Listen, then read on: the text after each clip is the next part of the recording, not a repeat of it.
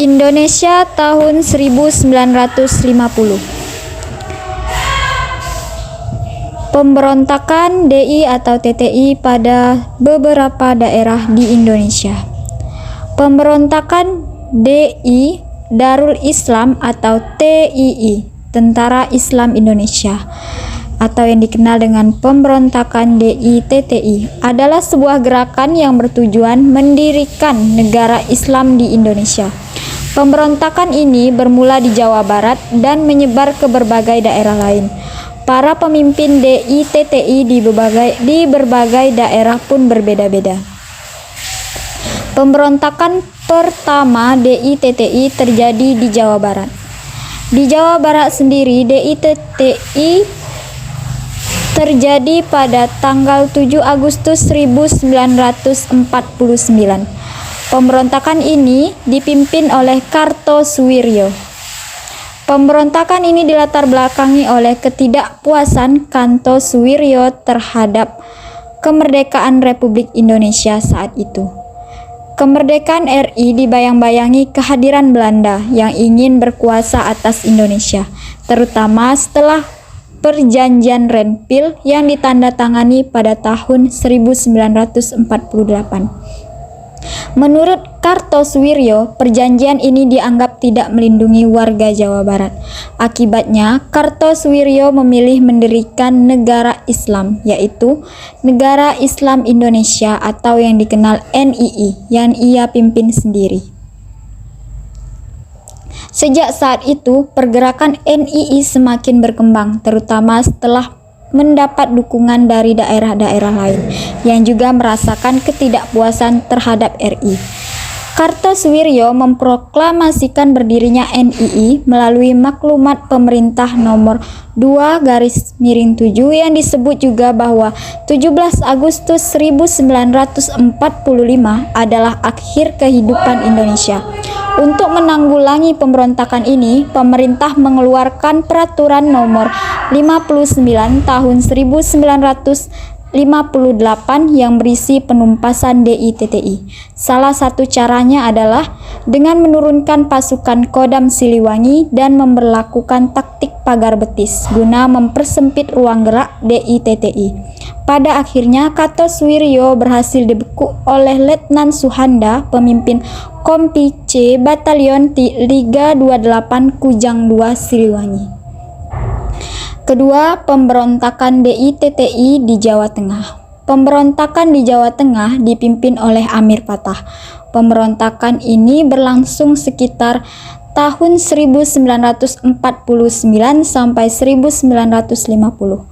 Pemberontakan ini dilatar belakangi oleh ketidakpuasan rakyat dengan penandatanganan Perjanjian Renville. Amir Patah dan masyarakat di Jawa Tengah merasa bahwa perjanjian ini lebih banyak merugikan pihak Indonesia.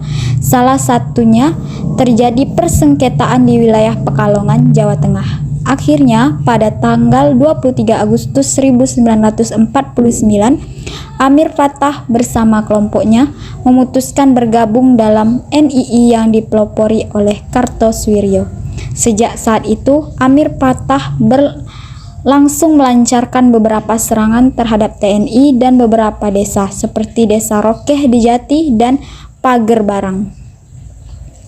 Namun sebelum pemberontakan DI TTI terjadi di Jawa Tengah, sudah ada lebih dulu gerakan yang serupa dipimpin oleh Abbas Abdullah yang bernama Hizbullah.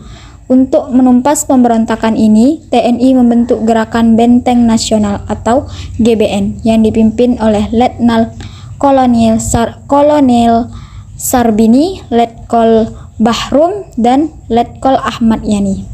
Selama proses penangkapan, pasukan Hizbullah sempat berhasil terlepas dari tangkapan TNI. Akan tetapi pada tanggal 22 Desember 1950, mereka berhasil ditangkap saat sedang berada di desa Cisayong, Tasikmalaya. Amir Patah pun ikut tertangkap dan dipenjara selama 2 tahun. Selanjutnya, pemberontakan TI-TTI di Sulawesi Selatan. Pemberontakan yang terjadi di Sulawesi Selatan dipimpin oleh Kahar Muzakar. Ia adalah pemimpin Komando Gerilya Sulawesi Selatan atau KGSS. Pemberontakan di Sulawesi Selatan ini berjalan cukup lama, yakni sejak 1950 hingga 1965. Pemberontakan DITTI di Sulawesi Selatan terjadi akibat adanya perbedaan cara pandang pemerintah dengan Kahar Muzakar yang berkaitan dengan reorganisasi APRIS atau TNI sebagai pemimpin KGSS. Muzakar menyarankan seluruh anggotanya mendaftar ke dalam Angkatan Perang Republik Indonesia Serikat atau APRIS. Namun pada ujungnya banyak dari mereka yang ditolak menjadi anggota APRIS karena dianggap tidak memenuhi syarat. Kahar Muzakar yang merasa kecewa dengan keputusan APRIS mulai melancarkan aksi pemberontakan. Aksi pertama berlangsung sejak 1950 hingga 1952, sedangkan pemberontakan kedua terjadi pada tahun 1953 hingga 1965. Untuk mengatasi pemberontakan ini, TNI membentuk operasi militer bernama Operasi Batarayuda. Butuh waktu yang lama bagi Operasi Batarayuda untuk menyelesaikan pemberontakan DITTI, yaitu sekitar 12 tahun. Kendati demikian, pada akhirnya Kahar Muzakar berhasil ditembak mati yang menjadi tanda berakhirnya pemberontakan DITTI di Sulawesi Selatan. Selanjutnya, pemberontakan DITTI di Kalimantan Selatan. Pemberontakan yang terjadi di Kalimantan Selatan dipimpin oleh Ibnu Hajar. Pemberontakan ini dilatar belakangi terjadinya pemberontakan atau rasa ketidakpuasan Ibnu Hajar terhadap reorganisasi TNI. Salah satunya Al-RIS di Divisi 4. Kelompok tempat ia bertugas. Sebab reorganisasi ini membuat beberapa anggota Al-RIS Divisi 4 diberhentikan karena dianggap tidak memenuhi syarat termasuk Ibnu Hajar. Dari sinilah kekecewaan Ibnu Hajar bermula.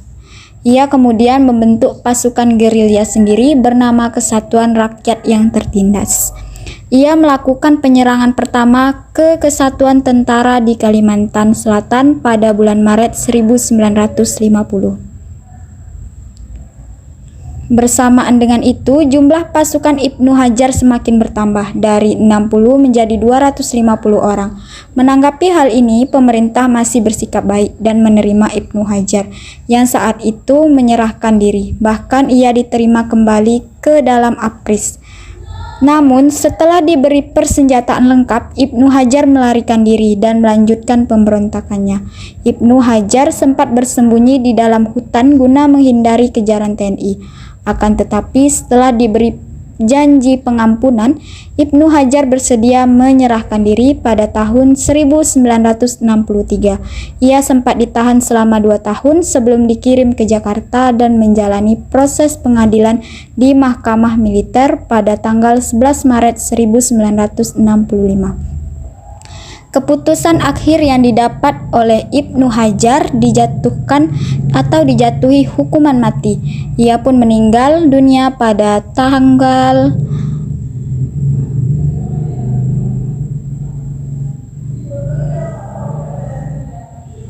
22 Maret 1965. Selanjutnya, pemberontakan DITTI di Aceh. Pemberontakan DITTI di Aceh dipimpin oleh Daud Beureh. Daud Beureh adalah pemimpin sipil, agama, dan militer di Aceh pada masa Perang Agresi Militer Belanda pertama. Pemberontakan ini berawal dengan adanya pernyataan proklamasi terkait berdirinya NII di bawah kuasa Kartosoewirjo. Hal ini kemudian didukung dengan kekecewaan yang dirasakan oleh para tokoh pimpinan masyarakat di Aceh. Salah satu alasan kekecewaan mereka adalah Presiden Soekarno dianggap berbohong setelah menjanjikan Aceh boleh menerapkan syariat Islam dan tetap menjadi salah satu provinsi Indonesia. Kekesalan Daud pun semakin membara sehingga ia memutuskan melakukan pemberontakan dan menyatakan diri bergabung dengan DITTI yang dipelopori oleh Kartosoewirjo. Upaya yang dilakukan pemerintah untuk mengatasi hal ini dilakukan dengan dua cara, yaitu secara militer dan diplomasi. Operasi militer dilakukan pada tanggal 17 Agustus dan Operasi Merdeka. Sementara itu, cara diplomasi dilakukan dengan mengirim utusan ke Aceh untuk berdiskusi dengan Daud Daureh. Akhirnya, pemerintah pusat memutuskan memberikan hak otonomi kepada Aceh sebagai provinsi yang disebut Daerah Istimewa Aceh dan diizinkan menerapkan syariat Islam. Dengan demikian, pemberontakan DITTI di Aceh dapat diselesaikan secara musyawarah pada tahun 1962. Dari pemberontakan DITTI ini bisa diambil bahwa pemberontakan ini terjadi karena ketidakpuasan atau masyarakat atau beberapa daerah yang tidak terima dengan hasil dari perjanjian Renville, sehingga menyebabkan terjadinya pemberontakan DITTI di beberapa daerah.